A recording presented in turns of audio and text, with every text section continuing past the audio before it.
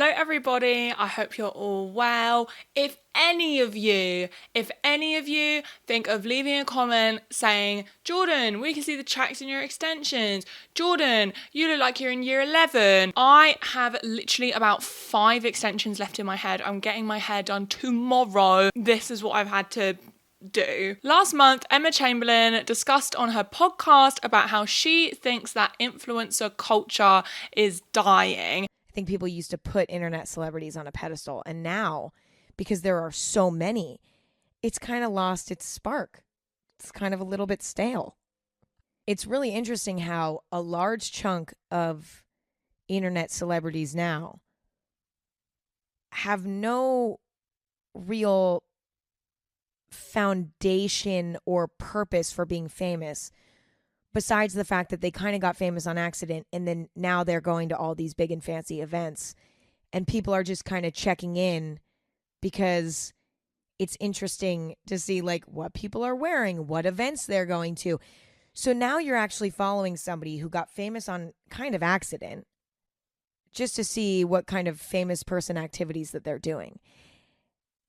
The nature of that is so bizarre, and it's rooted in like nothing of real value.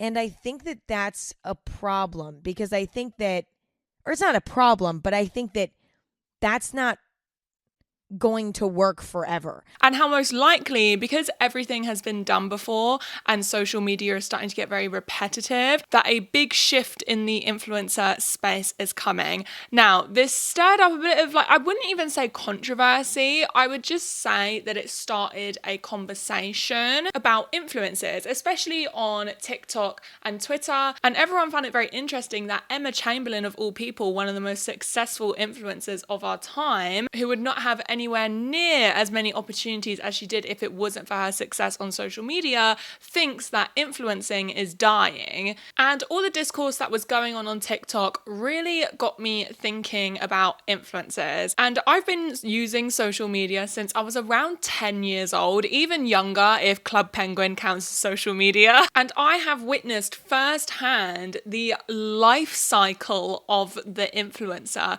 So I wanted to talk about it today with you guys. So grab a drink, grab a snack, we're gonna be here for a while. Oh, hey guys, you've just caught me wearing my gym gear, which is actually very appropriate for what I'm talking about with my sponsor today. I would just like to thank Intermina for sponsoring today's video. I've said it 1,000 times on my channel, I've worked with Intermina before, and I carry on working with them because I love working with them, and I also love their products. Just in case you haven't heard of them, Intermina specialise in a range of different intimate health products such as period cups, intimate moisturisers, Kegels, the list goes on, but today I'm going to be talking to you guys about the Intermina Lily Cup. But back onto the topic of exercise and my very cute exercise outfit. I don't know about you guys, but I tend to sort of avoid exercising and any sort of active movement when I'm on my period. It's definitely a combination of my cramps, also feeling really depressed, I'm quite tired, and also, I don't know whether you guys sort of share this same fear that I have,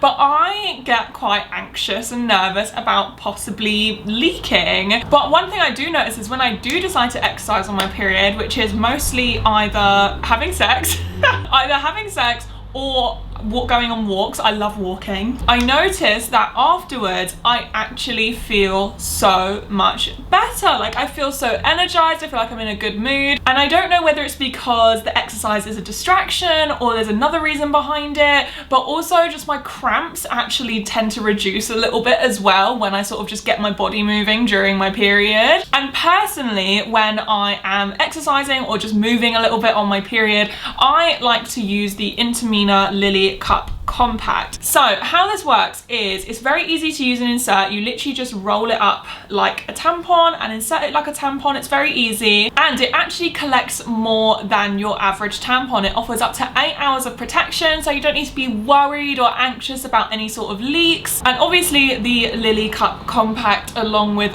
all of other Intermina's period cups, are reusable. So it's a very eco-friendly solution to period and menstrual products. And what I love love about this is it's a little bit smaller than the rest of the Lily cups. So if you find Intamina's other cups a little bit intimidating, you can start out with this one. I started out with this one. And also what I love about it is it's collapsible. Let me try and squish it down. I'll probably pop a little clip so you guys can see more clearly. It collapses like this.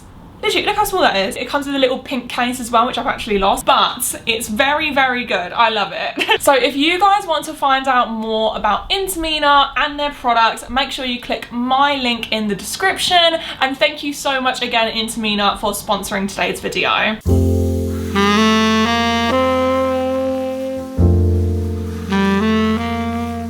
Firstly, let's start out with the basics. What even is an influencer? An influencer is defined as a person with the ability to influence potential buyers of a product or service by promoting or recommending the items on social media. The term influencer is not limited to a single social media website. There are influencers on YouTube, Twitter, Twitch, and influencers are most associated with TikTok and especially with Instagram. And you can tell because a lot of creators on YouTube and Twitch, including myself sometimes, try to distance themselves from the term influencer, opting for terms such as content creator, streamer, YouTuber, etc. Now, before we talk about the origins of the influencer, let's talk about the different branches of influencers first. And I just want to make it clear that I'm not using the term influencer negatively in any way. There are plenty of influencers that I really like, that I follow,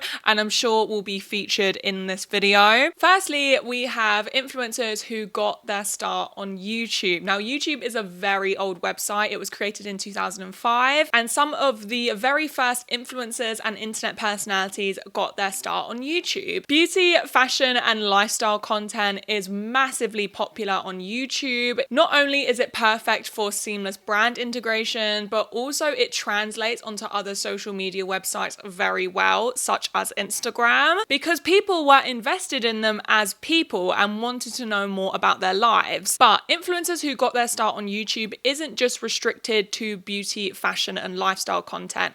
I feel like we tend to associate influencers with that type of content because they're very female-dominated fields, and we tend to associate influencers with women, but podcasters like Stephen Bartlett and Joe Rogan, gaming YouTubers like PewDiePie and Jacksepticeye, I feel like my references might be a bit old, by the way. Comedy YouTubers, I sound stupid. You know, the Sidemen, Nico Omalana, Chunks, Young Philly, Willanie, vloggers like Jake and Logan Paul and David Dobrik. All of these YouTubers are influencers. We just don't think of them as influencers because they're men, but I am going to talk a little bit more about this later. But some examples of some beauty slash fashion slash lifestyle influencers are Emma Chamberlain, Nella Rose, Olivia Neal, Jacqueline Hill, Jackie Aina, Moya Mawini, Zoella, Sammy Maria, Jasmine Leigh, Anastasia Kingsnorth, Patricia Bright, and that's just to name a few people who I follow or I used to watch their videos. And of course, we cannot forget family channels as well, which is probably one of the most profitable business models on YouTube. Obviously, the ethics of family channels are very, very murky. And also a lot of these families actually tend to be Christian, which I think does help with the content and the brand integrations. And then we have Instagram influencers.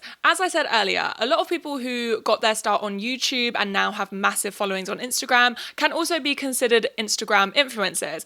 But there are plenty of Instagram influencers who are either only active on Instagram or got their start on Instagram. I'm thinking Wolfie Cindy, Sydney and Devon Lee Carlson, and this one's a bit of a throwback, but Summer Rae. And of course, there are influencers who got their start on reality TV. Now, a lot of young people would consider the Kardashians to be more traditional celebrities, but the Kardashians are reality TV influencers. They make massive amounts of money from Instagram sponsorships alone. The Selling Sunset Girlies are reality TV influencers, Love Island alumni, Molly May, Amber Gill, Montana Rose Brown, Olivia Atwood, they're all reality TV influencers. And lastly, we have TikTok influencers, which is definitely the latest wave of influencers, such as Charlie D'Amelio, Addison Rae, Viondre, Lauren Gray, Bella Porsche, Kabe LeMay, Zach King, even Brent Rivera. Brent Rivera is still active, everyone. And this list only includes the most popular creators creators on TikTok. This doesn't include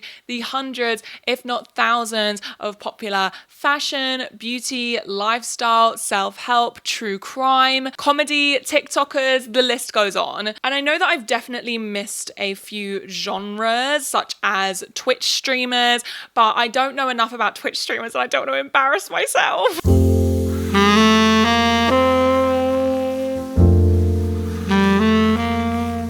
The origins of the influencer, and specifically influencer marketing, can be dated back hundreds of years. The first example of influencer marketing happened all the way back in 1760 when Wedgwood began to describe their products as queenswear after they made a tea set for Queen Charlotte. After this, their brand was seen as royally approved and still upholds a luxurious reputation to this day. And it seems silly, but brands with faces and mascots is also a form of influencer marketing. One major example being in the 1930s, Santa Claus became the face of Coca-Cola. Celebrity endorsements of brands is also influencer marketing. The earliest dating back to 1905 when comedian Roscoe Arbuckle endorsed Murad cigarettes. Celebrity endorsements became commonplace by the 1980s, some of the most memorable and iconic being Michael Jordan for Nike. The Air Jordan brand is now worth over $1 billion.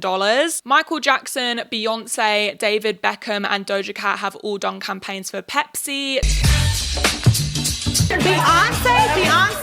Doja Cat also does campaigns with Taco Bell. This ain't even Mexican food. And this is a British one, but I always associate Gary Lineker with Walker's Crisps. And more nowadays, we are seeing social media influencers doing campaigns with brands and even becoming the face of really big brands. But before we talk about that, let's talk about the evolution of social media influencing. According to Find Your Influence, the first wave of online influencing actually started before the birth of any social media websites and actually began with mummy bloggers, one of the most notable mummy bloggers being Melinda Roberts, who created themummyblog.com in 2002. And mummy blogs grew extremely popular extremely quickly. Obviously, they're sharing tips and tricks with motherhood, but they were also talking about the real struggles with motherhood, which weren't really spoken about in mainstream media. And brands clocked on to the fast-growing success of money blogs and cashed in, offering brand deals and sponsorships to the women who ran these blogs. And then social media platforms got into the mix. YouTube was created in 2005, Twitter in 2006,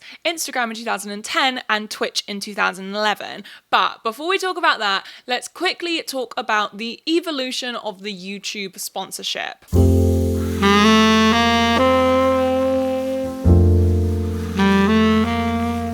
Google acquired YouTube for $1.65 billion in 2006 and launched the YouTube Partner Program in 2008, giving creators the option to monetize their videos with ads. But most YouTubers know that AdSense is not the most lucrative part of making YouTube videos, it's sponsorships. So let's actually talk about sponsorships and their messy history. The first ever sponsorship can actually be dated all the way back to 330 BCE, when rich Roman elites would sponsor gladiator games to basically get people to like them. That's so me-coded, and so that they could have a better reputation. Tracking the first ever YouTube sponsorships is actually quite tricky because before around 2012, there were either no sponsorship disclosure laws or there were sponsorship disclosure laws, but they weren't very well known nor were they enforced. So some YouTubers would do undisclosed sponsorships fairly often because they probably didn't know that they might have been breaking the law. And after 2012, with YouTube growing more and more in popularity,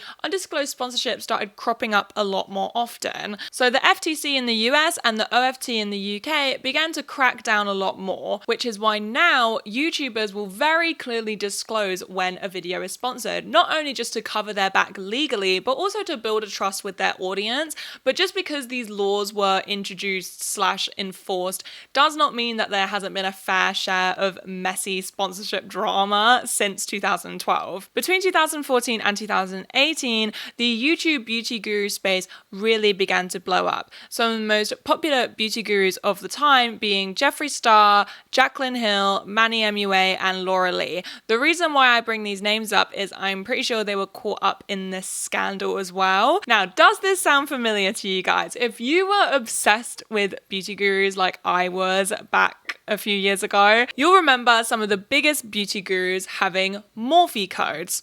Nothing wrong with a nice discount code. I want 10% off my 35O palette. But one very important detail which a lot of these beauty gurus left out was that they actually received a commission when people used their Morphe code at checkout. Already, this left a poor taste in people's mouths, and the gifted PR trips only made things worse. I know this might seem a little bit petty, but if you watched a lot of these beauty gurus back in the day, I think you'll understand where I'm coming from. If you don't know what a PR trip is, basically when a brand will send you on an all expenses paid for, very luxurious holiday. In exchange, you have to post it, whether it's on YouTube, Instagram, TikTok, whatever. But sometimes really big influencers were paid on top of having the trip for free. And some influencers were very open about the fact that these trips were gifted and that they were PR, but other influencers were a lot less open about the fact that not only was the trip free, but they were being paid to post about it.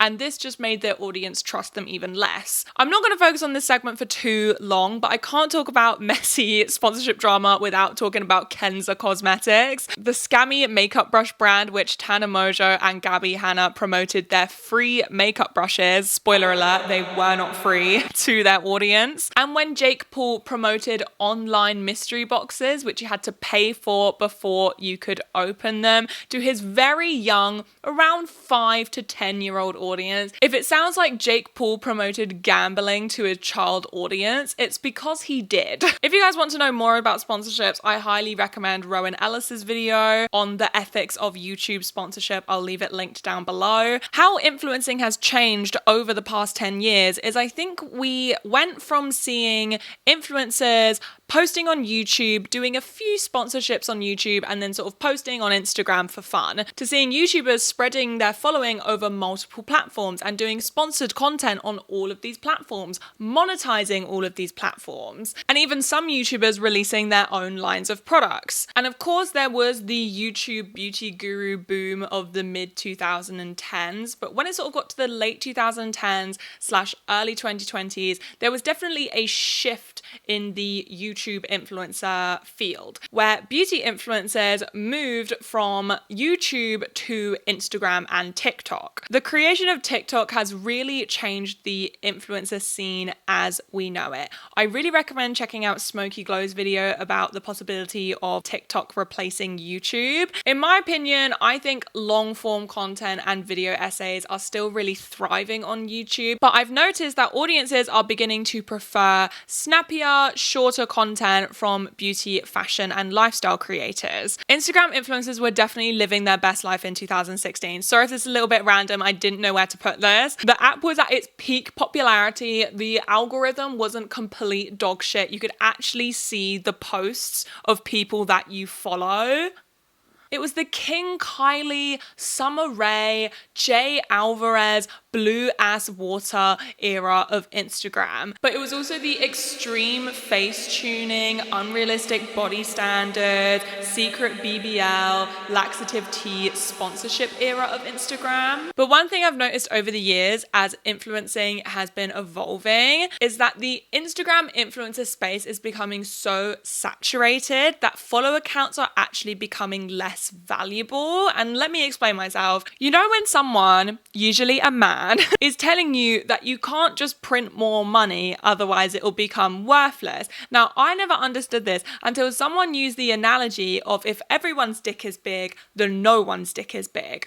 I hope you're all staying with me. On Instagram, especially a few years ago, well, more than a few years ago actually, there were so many influencers who were growing fairly quickly and gaining thousands of followers that all of a sudden it seemed like so many lifestyle, fashion, and beauty creators had over 100,000 followers on Instagram. And unfortunately, when so many people have a large following, it's no longer considered a large following. And recently I've seen something a little bit familiar on TikTok where the algorithm is so good and there's so many people that are growing so quickly that the followers are starting to lose value a little bit, or TikTok influencers' followers aren't translating onto other social media sites like Instagram and YouTube. This is the outfit from the meet and greet, so I will see you soon. I gotta go. No one came to my meet and greet. Did anybody else notice that so many influencers with over 500,000, over 1 million followers had empty lines at VidCon? If you don't know who I am, I'm Simply Ness 15. I'm part of the older generation of YouTubers. I'm part of the generation when VidCon was packed, when people were getting chased from one side to the other side with mobs. I'm telling you, meet and greets had like 3,000 people standing in line. Didn't say for me though. But even my raggedy ass had a long ass line. Like, come on. TikTok completely killed the concept of influencers. I feel like it's so easy to gain a following on here, but that doesn't actually mean that it's going to translate into like fandom, I guess. I was talking to a merch company recently and they were telling me they wanted to work with more YouTubers because all of the people that they were making merch for that were TikTokers were not selling anything. I feel like with TikTok, it's very come and go. Like, you could be super active on here for like a month, you could be popping, and then a month later, people just don't care anymore. They unfollow, or you have this big following. Because I feel like with TikTok, you don't go through your followers to like unfollow people. You just keep scrolling past their videos. So then you're left with this big following of like 1.5 million people, but your TikToks are getting like 1,000 views. So the numbers are just not adding up anymore. And I'm noticing how hard it is to transfer to other platforms now. I feel like every social media has an era. Do you guys remember the Vine era when people had a ton of followers on there and everybody also went to go follow their Instagram, also went to go follow their YouTube? It's not happening on here though. I'm seeing 2 million followers on here, but on the YouTube, it's only 1K views, 10K subscribers. But I just feel like long gone are the days where people are gonna actually buy a plane ticket, buy a hotel, get the event ticket, all this transportation and food money. Like, people are not saving up or splurging like that anymore on influencers. I think people finally realize they're just normal people. And I feel like I'm beginning to sound like a bit of a YouTube purist, which I'm not. I use Instagram, Twitter, and TikTok, and I haven't cracked 100,000 followers on any of them. So I'm not trying to diminish the hard work which goes into growing a following. I know it's hard, trust me. But YouTube has never really had this problem of so many creators growing really, really quickly. Because first of all, it's very difficult to crack the algorithm on here. But also, YouTube is naturally a long form content website. It can take as little as 10 seconds to watch a TikTok or to see someone's Instagram post and decide to follow the person behind it. But on YouTube, you need to dedicate 10, 20, 30 minutes, even longer sometimes, to watch someone's video and decide to subscribe to their channel, which is why it's easier to grow a following on TikTok and Instagram. But this is why some brands will pay people with 100,000 followers on Instagram less for a brand integration than someone with 100,000 subscribers on YouTube. Because if an Instagram influencer with 100,000 followers asks for more money, the brand can just find another Instagram influencer with 100,000 followers and offer the sponsorship to them. But that being said, Instagram and TikTok content tends to be a lot more palatable. So if you have a large following on Instagram, you're more likely to get bigger and better opportunities. Work with brands who are really tapped into the influencer marketing scene rather than if you're just popular on YouTube, especially if you make quite niche content.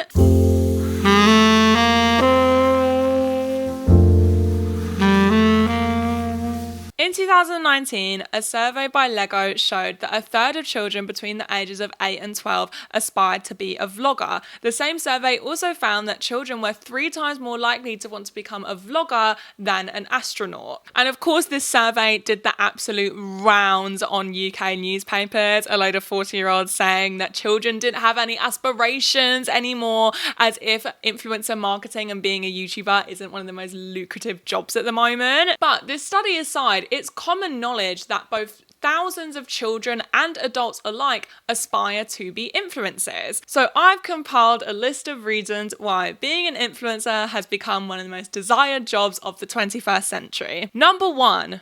Money. It's pretty well known that influencing and YouTubing pays very well. I am a full-time YouTuber and I have made more money with this job than I ever had in my entire life. Obviously, it's self-employment, so there are ups and downs. There are months where I'm very worried about money, but also there are months where I'm not, which is something I'm very grateful for, especially because I live in a country which is going through a cost of living crisis at the moment. And the fact that wages haven't increased fairly alongside inflation inflation, and not just in this country, in loads of other countries as well, of course people are going to want to become influencers. It's a well-paying job which you don't need a formal education for. Even if you don't end up being like Molly May, who's a millionaire, you can still make more money than the average wage of someone who's just graduated. Becoming an influencer is actually one of the only ways that young people in this country can buy a one-bedroom property. Number 2, it's an easy-ish job. Now, this one will probably stir up a little bit of controversy because on one hand, we have influencers saying that their jobs are extremely hard,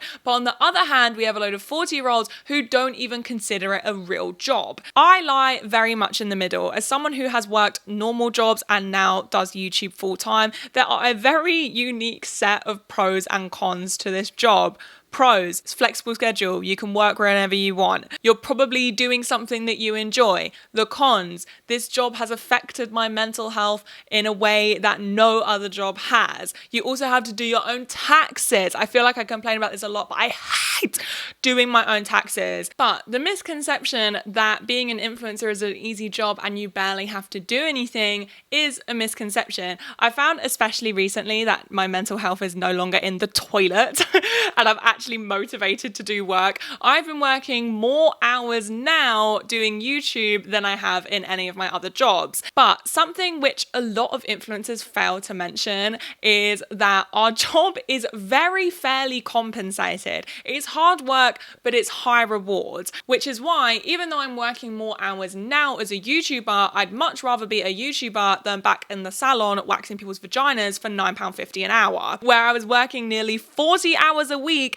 and rarely ever made more than £1,500 a month. And this is where I think influencers miss the mark a little bit, because it's very easy to just get defensive because you're hearing a load of people telling you that your job is easy. And I understand that it's frustrating. If it was easy, then everyone would be an influencer. But you can still say you work hard whilst acknowledging the privilege that your job hands you. And not only is the job easy-ish, but also it's usually something fun and enjoyable. Most people started posting on social media, whether it's YouTube, Instagram, Twitch, TikTok, for fun. It was their hobby before it was their job. Number 3, it's a gateway for big opportunities. Especially recently, we are seeing so many influencers break into the mainstream entertainment industry, and I'm absolutely loving it. Emma Chamberlain working with Vogue and Louis Vuitton and attending the Met Gala. Nella Rose presenting Catfish UK. She also just released a collection with Pretty Little Thing and presented the Brits with fellow influencer and TikToker Munya Shawawa. Olivia Neal has released 2 collections with Motel Rocks, works with Miu Miu, and has a Spotify Originals podcast.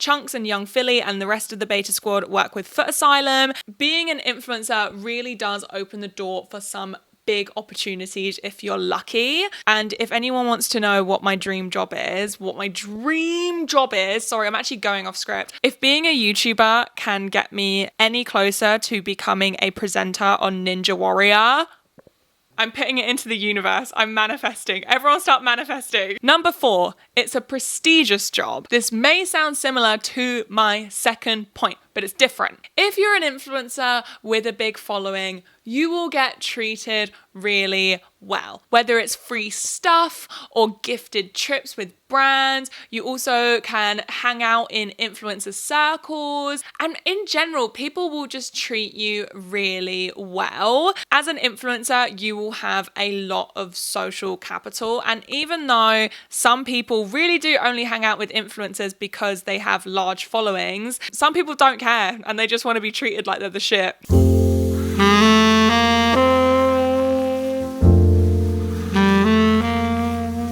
As you guys can tell, being an influencer has become one of the most sought after jobs because of the perks that come with it. More and more people every day are trying to get their foot through the influencer door. And with this comes an increase of micro-influencers. According to influencermatchmaker.co.uk, a micro-influencer is an influencer who has between 3,000 to 100,000 followers. And despite the smaller follower count, brands work with micro-influencers regularly regularly for good reasons and for bad. Firstly, working with micro-influencers is obviously cheaper than working with bigger influencers. This is great for people who have small businesses or have smaller marketing budgets, and sometimes it can be free.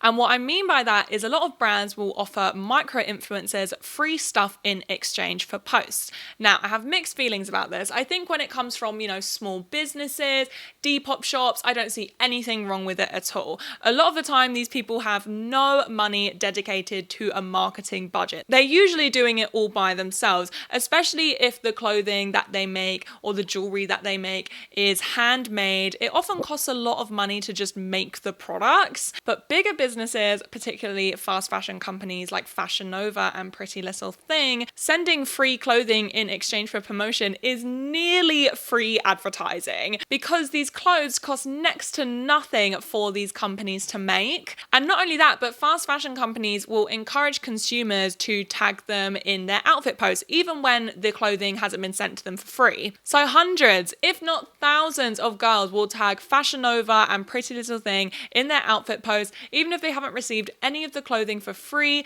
in hopes that they will be featured on their Instagram, increasing their reach and in turn increasing their follower count. Another reason why brands are more likely to reach out to micro-influencers is they're actually more likely to accept their work. Huge influencers like Molly May and Emma Chamberlain physically can't accept every single brand deal that they're offered. And also, accepting a lot of brand deals, especially from less reputable brands, is more likely to harm their career and branding in the long run. But micro-influencers will be more inclined to accept any brand deal that they can get, really. Either it's for the money or it's for the free products, or they want to get the ball rolling on their influencer career and start building relationships with these brands, which is why a few years ago, a lot of micro-influencers, including myself, this is more than a few years ago actually, would accept gifted products in exchange for haul videos from fast fashion companies like Zaful and Romwe. And because micro-influencers want to start building relationships with brands, in turn, they're actually a lot less likely to badmouth the brand because they want to come across as easy to work with. And this is why you'll watch a fast fashion haul where the creator is talking about how high quality the clothing is, and then you order the same thing and it feels like paper mache.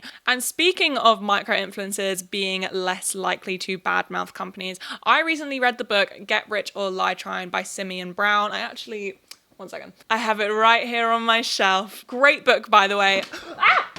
What happened? Oh my God, that was so scary. I really recommend this book. It's really good. And I honestly can't recommend this book enough if you want to know more about what goes on in the influencer sphere. And one chapter in this book talks about plastic surgery and BBLs. Now, some micro-influencers will fly to Turkey to get BBLs. Sometimes it's gifted, sometimes it's not, but obviously it's cheaper to go and get a BBL in Turkey than it is to go and get a BBL in the States. And these girls will experience a wide range of complications afterwards. Some of these girls' bums were leaking, they were getting infections, some of the BBLs looked really disproportionate. One girl went to the hospital and discovered that she actually had broken ribs or a broken rib, and it was suspected that while she was in Turkey getting her BBL, she died on the table and the surgeon gave her chest compressions to resuscitate her, and she wasn't told about any of this. Yet, despite their negative and sometimes even traumatic experience, a lot of these micro-influencers will not say a bad word about the brand and say on social media about how easy the recovery's been, basically make a BBL look like it's a walk in the park, either in the hopes of getting it fixed for free, or some of these girls even want to become brand ambassadors.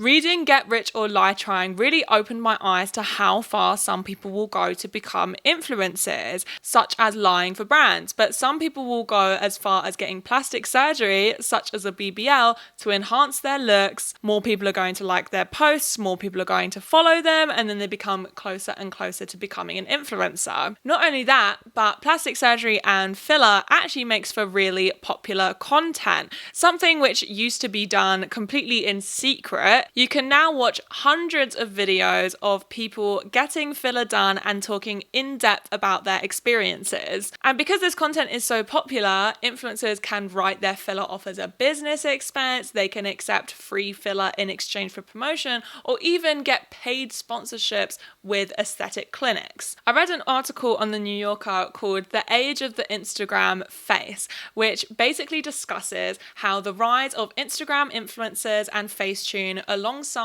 with filler becoming more and more accessible, has ended in this eerie result where a lot of influencers, both big and small, are beginning to look the same. Some aspiring influencers will take the easier route of going on a reality show. Over here in the UK, the golden ticket to becoming a successful influencer is to go on Love Island. If you do well on the show, you are guaranteed 1 million followers at least. The contestants who go on Love Island to kickstart their influencer career see going on the show as an investment. But what happens to the contestants who don't do well on the show? Jade Affleck and George Day both spoke to Vice about how much money they spent in preparation to go on Love Island. Jade got a personal trainer, hair extensions, manicure, pedicure, waxing, sunbeds, and 6 weeks worth of clothes, and in total spent £3,500. Meanwhile, George spent £700 on clothes because you weren't allowed to have branded clothes in the villa. Both contestants didn't make it past Casa Amor, only appearing on the show for just under a week. And this isn't even taking into account how many people quit their jobs to go on Love Island. It's all well and good if you leave the show with millions of followers, but what happens if you leave Love Island not with the big opportunities that you were expecting? Savannah Darnell, who put her musical theatre career on hold to appear on the 4th season of Love Island during Casa Amor, spoke about how not succeeding on the show severely impacted her mental health. She said by the producers that she was promised to be one of the original contestants, how embarrassing it was being a part of only 2 out of 6 girls that didn't make it past Casa Amor. She fell out with her brother, and she spoke about how hard it was seeing contestants who were on the same season as her, such as Zara McDermott and Danny Dyer, receiving these amazing opportunities after the show while she barely got any airtime. There are also people who will go into debt trying to become influencers. Obviously, there's debt on a smaller scale, such as paying installment plans like Klarna and PayPal Credit. Some aspiring influencers will order a load of clothes, take pictures in them, and then send them back, which I'm not necessarily against because at least the clothes aren't gathering dust in their wardrobe, but also they're still promoting overconsumption at the same time, so I'm torn. But on the more extreme end of things, one woman spoke to Refinery29 about how she got herself into £27,000 worth of debt trying to make her life look more Instagrammable, whether it was her Pinterest-inspired wedding or her interior decor.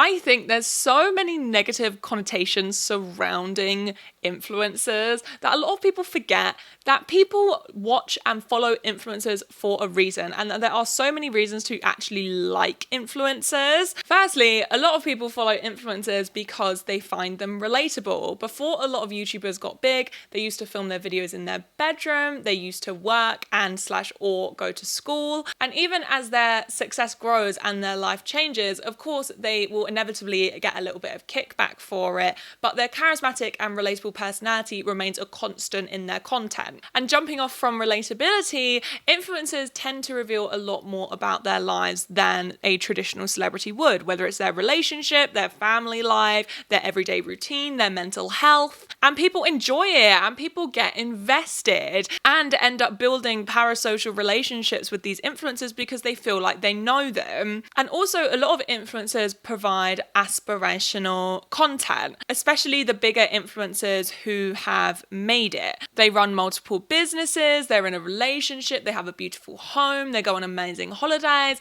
Not only do people find this content very inspiring, but they also find it very motivating. And on the other side of the same coin, a lot of people follow influencers for more shallow reasons. They are nice to look at and they post things which are nice to look at.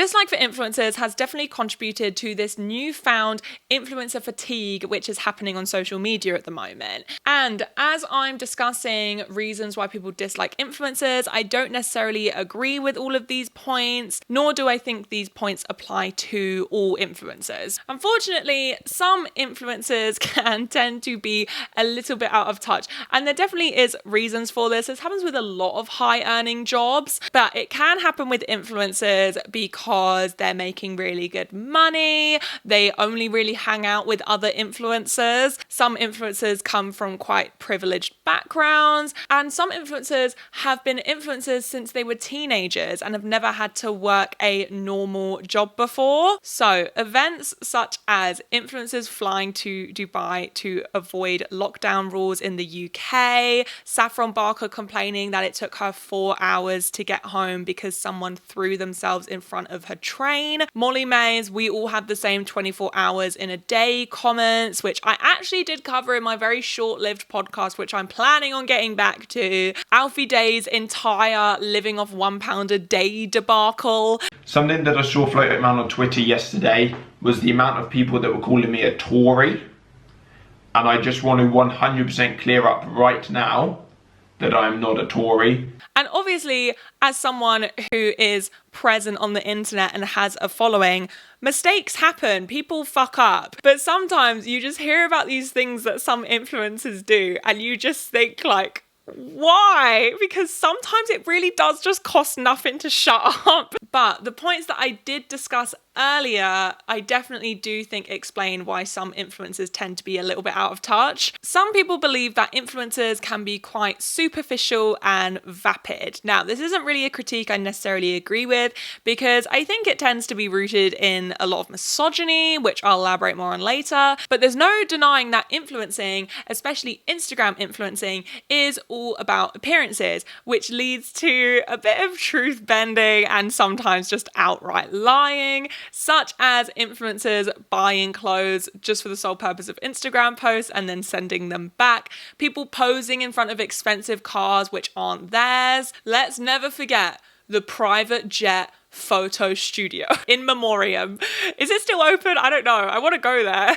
It's technically an Instagram influencer's job to make it look like they're having the best time ever, even when they're not. The next point may cause a little bit of controversy, but a lot of people do hate influencers because of jealousy and envy. They see these beautiful people who have loads of money for not doing much. They're going on holidays, they're in a relationship, they live in a massive house, they get loads of free stuff, and they're jealous of that. Now, obviously, I'm not boiling down all critique of influencers to jealousy and envy, because I've critiqued influencers in the past and I'm critiquing influencers in this video, but if you read certain forums, I have to tread very lightly, but the way that some of these people talk about influencers who they don't know and they've never met before with such burning hatred, jealousy is obviously a driving factor. And I just think as long as you're not a horrible person writing really vile things on the internet about people you've never met before, there's nothing wrong with being jealous of someone. Like I've critiqued Molly May in the past, but of course I'm jealous of the amazing new house she just moved into. We need to start normalizing jealousy. A lot of hatred for influencers, especially from the older generations, definitely comes from a lack of understanding of the job, because it is a new job at the end of the day. Therefore, a lot of people don't have respect for it, and is why you often hear people saying that being an influencer isn't a real job. And jumping off the lack of understanding of the job, a lot of people see Instagram influencers posting one picture a day and making really good money, and they see that as people being rewarded for doing nothing. And also this can happen in influencer spaces as well. A lot of people see very attractive and good looking people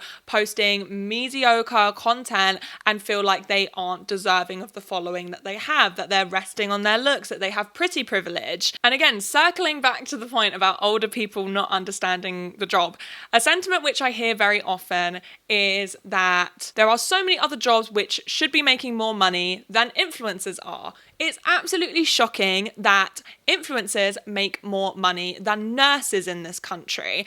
And the problem is with this argument is that it displaces the blame. I can assure you that a vast majority of influencers believe that nurses should be making more money than them, but it's not the influencers' fault. We should be blaming the government who voted against giving nurses pay rises, not influencers who just happen to be working in an industry which is very lucrative at the moment. A lot of people see influencers as being quite deceitful for a multitude of reasons, whether it's possibly perpetuating toxic beauty standards by undisclosed filler and plastic surgery, face-tuning their pictures to fairly extreme lengths, accepting shifty brand deals, not disclosing sponsorships, not disclosing when they get commission from promo codes. The list goes on. But something which I don't see discussed very often is that I think that a lot of hatred for influencers is actually rooted in misogyny. Instagram influencing is already a very female-dominated field, and a lot of the women who are doing really well on Instagram tend to be more feminine presenting, long hair, lots of makeup, fake nails, fake tan, and tend to have more feminine hobbies such as makeup and fashion. First of all, as I mentioned earlier, the fact that Joe Rogan or Stephen Bartlett aren't considered as influencers when very clearly they are. But for argument's sake, let's say we're just talking about Instagram influencers here, or influencers who got their start from reality TV, like Molly May. But my point still stands. Now, Molly May, before she became creative director of Pretty Little Thing, she used to release a lot of collections with them, and she used to get criticised for it. Very understandably, fast fashion is bad. But her boyfriend, Tommy Fury, released a collection with Boohoo Man. In fact, a lot of male contestants have become brand ambassadors for Boohoo Man. Yeah, it's crickets. Literally crickets. And staying on the topic of Love Island, why is it only the female contestants that get criticised for having sex on TV? But it's never the men.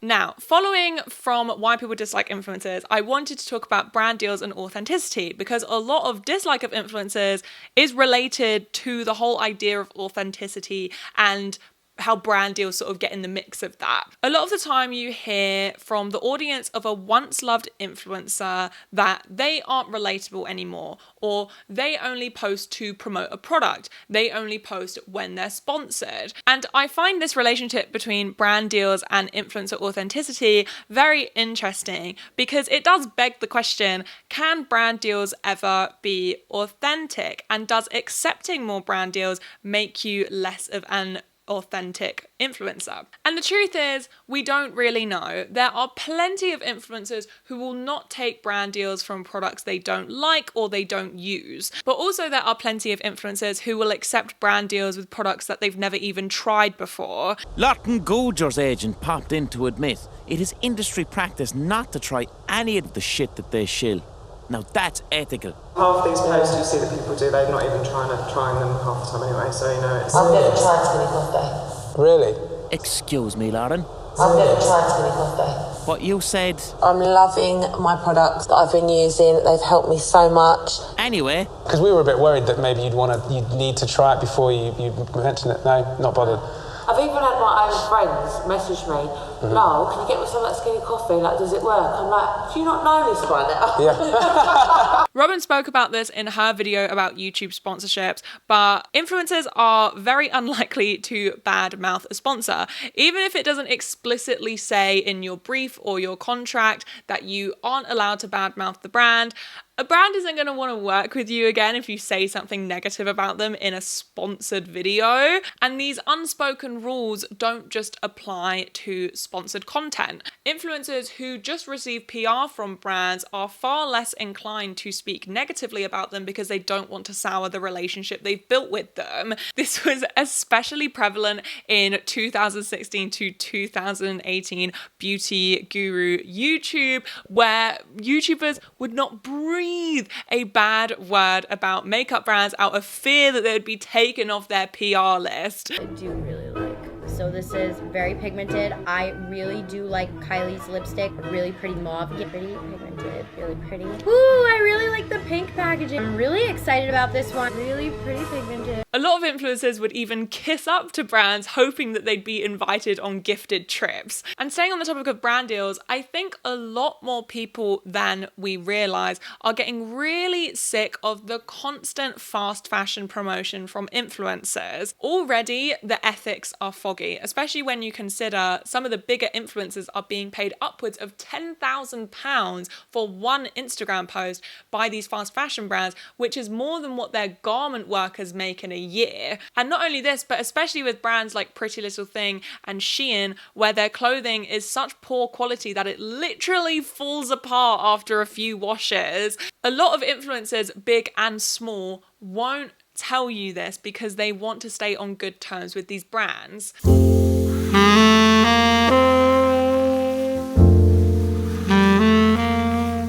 I wanted to conclude this video by talking about influencer fatigue, which is why I think a lot of people, like Emma Chamberlain, believe that influencing is dying. Most of us who are active on social media have been active on social media for round about 10 years, which means that we have seen the birth, the subsequent rise, and the fall of the influencer. And I think it wasn't really until the mid-2010s, with the help of the Kardashians and reality shows like Love Island, did we really see an influencer boom in a very short period of time as well. And it just felt like wherever you turned, there were just influencers everywhere. Smokey Glow spoke about drama fatigue in her Is TikTok Replacing YouTube video, where a lot of audiences of beauty gurus became so sick and tired of the drama that they just became completely detached from any of these YouTubers and their videos. And I think the same thing is happening with influencers. And there was definitely one point in like late 2019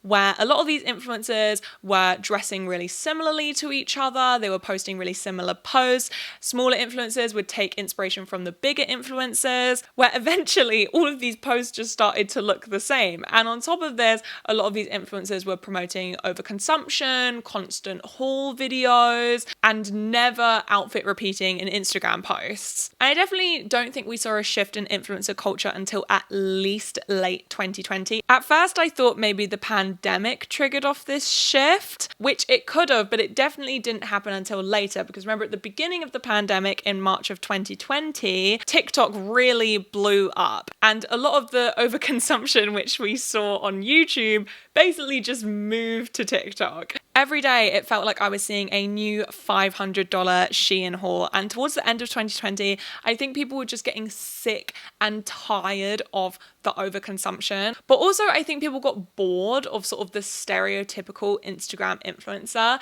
I think there is only so many times that you can see a minimalist tracksuit OOTD. This boredom, paired alongside people becoming more critical of Instagram influencers, also paired with the fact that Instagram completely killed itself as an app, has resulted in the death of the influencer, or rather the death of the influencer as we know it. I think this newfound boredom with the typical Instagram influencer doesn't necessarily represent the death of the influencer, but rather the evolution of the influencer. Influencing is still alive and well, especially if you know where to look for it. And if we just put aside like the really popular huge names, I think TikTok has really opened the door for a whole new and wide range of influencers because of its accessibility. All you need is a phone and basic TikTok editing skills, and you can gain hundreds of thousands of followers. Sorry, editing Jordan popping in here, and the sun is shining. I just like to add the point that Simply Nessa made in her TikTok, which although with TikTok and the fact that it's so accessible, the algorithm is really good, it's quite easy actually to grow a following on there. Following nowadays doesn't necessarily equal influence. So although it's now easier to gain a following, it's actually harder to have influence and become an influencer. So as Simply Nessa said in her TikTok, there can be people that have 1 million followers on TikTok because it's so easy to gain followers on there. Not super easy, not trying to diminish the hard work that goes into growing a following, but because it's a lot easier than gaining 1 million subscribers on YouTube, you can have 1 million followers but them not be super engaged with your content, nor they can actually be a fan of yours. They just follow you to follow you. So it's quite interesting that having such a large following nowadays, especially on TikTok, won't always translate into having a fan base, and I think that that's very interesting. And not only does TikTok have a really good algorithm, but unlike Instagram, which is a primarily photo sharing app, because TikTok is a video sharing app, it's a great way to showcase your personality. And I just feel like there's so much space on TikTok for whatever like hobby you're into. And as much as TikTok can be an absolute hell site sometimes, I've been a bit more active on TikTok recently and I'm already beginning to get horrible comments about my teeth. I do think TikTok has really changed the influencer space as we know it. Maybe for positive, but also maybe for negative as well. And that is the end of my video. I hope you guys enjoyed this. If you did, give it a thumbs up and leave a comment of your thoughts. I'd love to know what you guys think. And I will see you soon for another video. Bye.